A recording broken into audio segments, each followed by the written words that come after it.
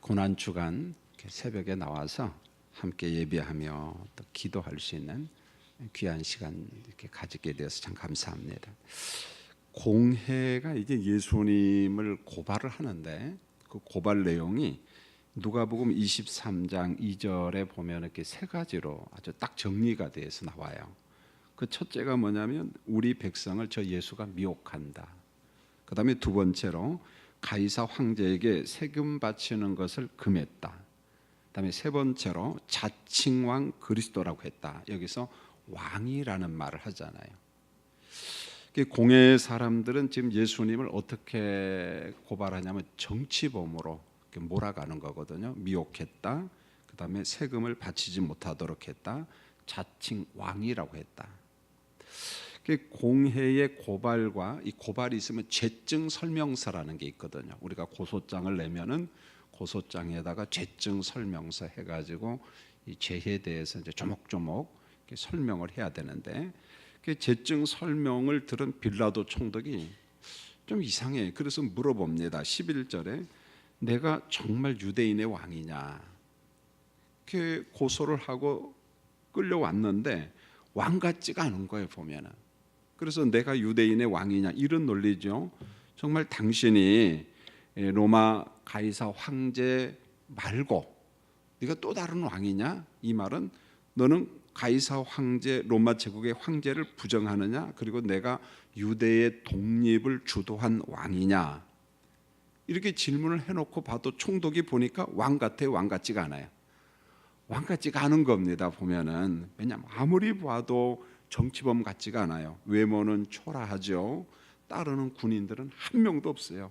그 시골뜨기 그 제자들, 어부들 몇 명만 이렇게 따라다니고 독립투사 같지도 않고. 그러니까 네가 왕이냐? 내가 볼 때는 아무리 봐도 왕 같지가 않아요. 자, 그랬더니 12절로 13절에 보면은 공회 의원들이 계속해서 이제 고발을 또 하죠. 거짓 증언을 하죠. 정치범으로 몰아가기 위해서 막 이런 말 저런 말 증언을 막 합니다. 14절에 보면은 예수님은 거짓 증언을 듣고 또 아무 말도 안 합니다. 이런 모습을 본 총독이 너무 신기하고 오늘 성경에 보니까 보고 크게 놀랬다. 이 말은 기이하다 이런 말입니다. 왜요? 예수님을 죽이려고 별별 증언을 다 하는데 정작 당사자는 아무 말도 안 하고 침묵하고 있습니다. 고요합니다. 자, 여러분 한번 물어보겠습니다. 이 본문을 접하면서 우리 내면, 인간의 내면이 어떤가? 여러분들이 잘못도 없고 정말 선하게 살려고 했는데 누가 해코지를 하고 험담을 하고 악담을 하고 자꾸 죽이려고 해요. 아니, 여러분이 직장 생활하는데 진급을 좀 막 못 시키려고 이상한 험담을 하면 여러분 기분 어때요? 반응이 나오거든요. 그런데 오늘 보세요. 예수님을 죽이려고 거짓 증언을 하고 험담, 악담을 하는데도 예수님께서 아무 소리 않고 침묵 속에 있습니다. 그런데 그 얼굴은 평안하거든요. 그러니까 총독이 신비한 거예요. 여러분 로마 제국에 그 하나의 법이 하나 있었는데 그게 유화 정책 중에 하나인데 황제가 생일을 맞이하거나 특별히 어떤 로마 제국의 절기 혹은 속국의 명절이 되면은 황제의 이름으로 제수를 한 사람씩 석방하는 그런 정책이 있습니다. 그래서 총독이 생각을 한 거예요. 아, 내가 이번 기회에 좀 사람들의 좀 인기도 없고 좀 그렇게 해야 되겠다. 그래서 무슨 생각을 하냐면 내가 바라바와 예수 중에서 한 사람을 내가 석방하자. 이건 황제의 이름으로 얼마든지 할 수 있는 거거든요. 이 명절에 한 사람 내가 석방을 하자. 여러분 16절에 보면 바라바라고 하는 유명한 제수가 나오는데 로마 편에서 보면 유명한 제수예요. 그런데 유대인들 편에서 보면 독립투사입니다. 왜요? 로마 편에서 보면 반란을 주도한 역모자고 유혈 사태를 일으킨 책임자죠. 그러니까 총독이 볼 때는 유명한 제수입니다. 로마 제국 편에서 보면은. 그러나 유대인들이 볼 때는 말 그대로 독립운동가고 외세의 문화, 어떤 종교 이런 외세가 막 물밀듯이 들어오는데 이것을 물리치는 열심당원이거든요. 보면은. 자, 17절로 21절에 보면 이제 총독이 한 가지 착각을 하는데 어떤 착각이냐면 유대인들은 종교적인 사람이거든요. 굉장히 율법에 얽매이고 로마 제국 사람들이 볼 때도 이해가 안 될 정도로 종교적인 사람들입니다. 자, 그런데 예수라고 하는 사람이 총독도 들었어요. 능력도 행하고 선한 일도 많이 하고 좋은 일도 많이 한다. 그렇다면 이 선한 사람, 종교적인 사람을 내가 석방을 하면 이렇게 나올 것이다. 백성들의 반응이 이렇게 나올 것이다라고 지금 예측을 하는데 그 예측이 착각적으로 가는 것입니다. 그래서 총독이 물어보는 거예요. 바라바와 예수 이 둘 중에 누구를 석방하기를 원하느냐? 만약에 총독이 이렇게 물어보면 종교적인 유대인들은 당연히 누구를 석방하라 그럴 줄 알았어요? 예수 그럴 줄 알았거든요. 예수를 석방하라 이렇게 할 줄 알았는데 정작 사람들의 반응은 반대로 나타납니다. 바라바를 놓아주고 예수를 십자가에 못 박으라. 깜짝 놀라는 거죠. 이게 총독이 지금 착각을 한 겁니다. 자, 이 어간에 마태가 한 가지 기사를 넣는데 19절에 보세요. 총독이 재판석에 있을 때 그의 아내가 사람을 보냅니다. 자기 남편에게 부탁합니다. 저 사람 옳은 사람에게 아무 상관도 하지 마세요. 오늘 꿈에 내가 그 사람으로 인하여 애를 많이 썼습니다. 여기서 옳은 사람이라는 말은 흠이 없다는 말이에요. 흠이 없는 저 옳은 사람에 대해서 당신은 절대 관여하면 안 됩니다. 그런데 꿈을 통해서 역사합니다. 그러니까 이 여인이 아내가 꿈에 어떤 정신과 육체적인 고통을 너무너무 당한 것 같아요. 보면은 일종의 심한 갈등, 그 꿈을 통해서 성령께서 어떤 영적인 지식을 주는 거예요. 저 사람은 흠이 없는 사람이다. 저 사람은 옳은 사람이다. 그러니까 예수 그리스도의 무죄함을 이 사건 속에서 다양한 사람을 등장시켜서 그리스도의 무죄함에 대해서 기록을 하고 있는 거예요. 꿈을 통해서 빌라도 총독의 아내를 통해서 저 사람은 흠이 없는 사람, 무죄한 사람이다. 자, 요 정도 이제 이야기를 하고 바라바 대신에 예수를 십자가에 죽이라는 소리에 총독이 그만 깜짝 놀라는 거예요. 아, 이거 내가 뭔가 이거 잘못 알았구나, 착각했구나. 그러면서 23절에 이제 질문을 딱 던져요. 어찌미냐? 그가 무슨 악한 일을 하였느냐? 내가 볼 때는 악한 일은 아무것도 없는데, 아니 오히려 선한 사람인데 어찌미냐? 총독의 말을 들은 무리들이 소리를 질러댑니다. 이 소리가 얼마나 큰지요. 아, 이 소리를 듣고 난 다음에 총독이 생각을, 야, 이거 밀란이 일어나겠다. 밀란이 일어나면은 총독의 책임이거든요. 그러면 황제가 소환 명령을 내립니다. 그걸로 그의 생명 끝나거든요. 실제로 빌라도 총독은 여기에서 통치를 하다가 소환 명령을 받고 프랑스 리옹 쪽으로 유배를 떠납니다. 귀향살이 간다는 거죠. 그래서 그의 정치 생명이 끝나는 거죠. 그러니까 이 큰 소리를 들으면서 야, 이거 자칫 잘못해갔다는 밀란이 나고 내가 소환 명령을 받고 내 정치 생명이 끝나겠구나. 그러면서 거기에서 이제 타협을 해버리는 겁니다. 그래서 24절을 보면 총독이 물을 가져다가 무리 앞에서 손을 씻고 뭐라고 이야기하냐면 나는 이 사람의 피해에 대하여 무죄하니라. 너희가 죄를 담당하라. 너희가 당하라. 그러니까 물을 떠다가 손을 씻으면서 난 무죄하다. 난 이 사람에 대해서 죄가 없다.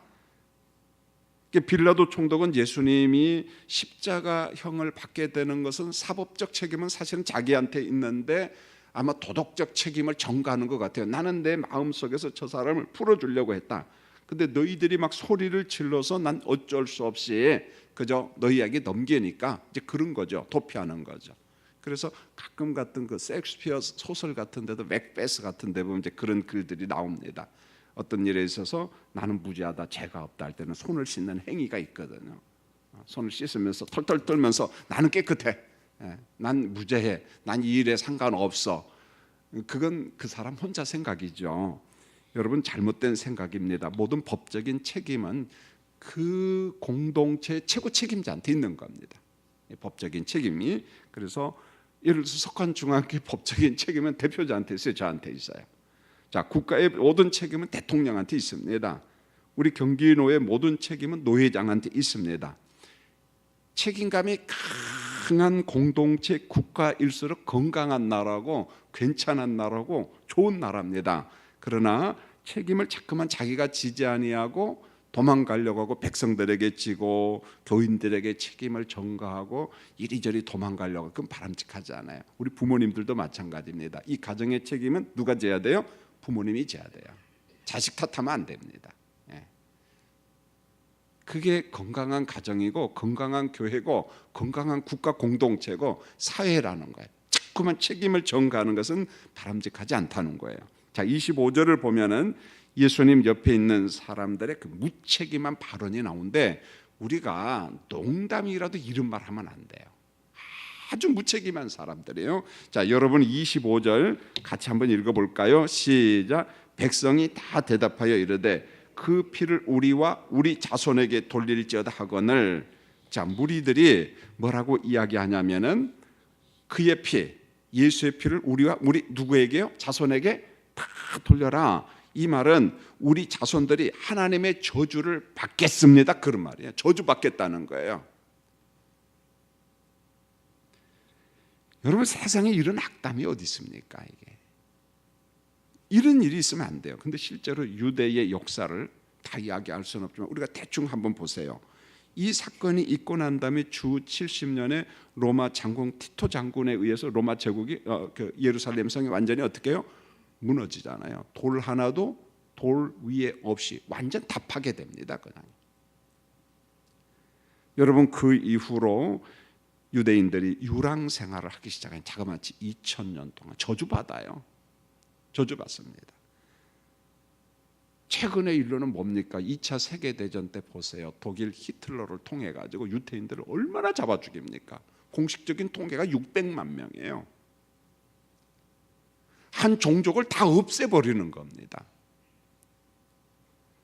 저주를 자퇴한 유대인들은 지난 2000년 동안 민족의 순환을 받고 지금도 순환을 받고 있잖아요. 보면은요. 바로 그겁니다. 사랑하는 성도님들, 험담 아니 그냥 재미라도 이런 말 하지 마세요. 하나님 우리 자녀를 무엇 해주세요? 축복해 주시고 하나님 선한 길로 인도해 주세요.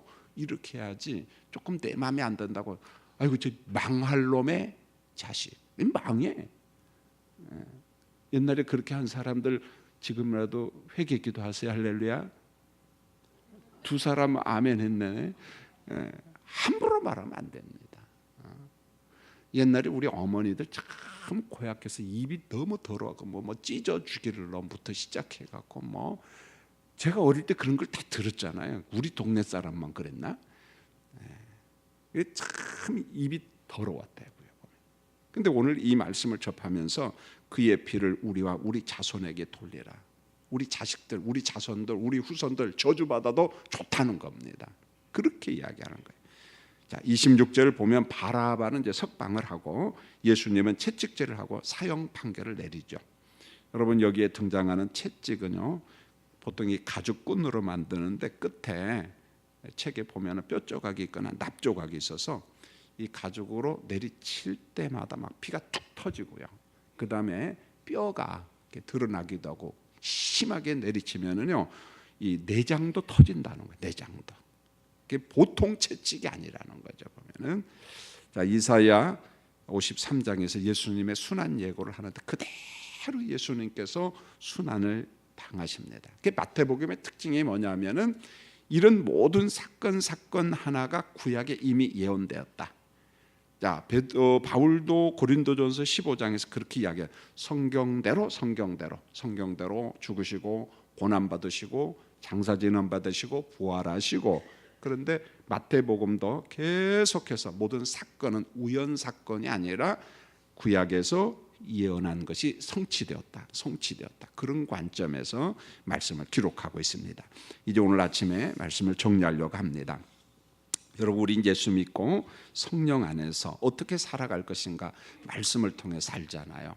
그래서 우리 자녀들이 혹은 누군가 조금 미흡해 보여도 그를 위하여 기도하고 하나님의 축복이 임하기를 간구해야지. 그저 내 감정대로 그지 입에서 막 폭발해 갖고 막 저주, 험담, 악담 그건 안 된다는 거예요.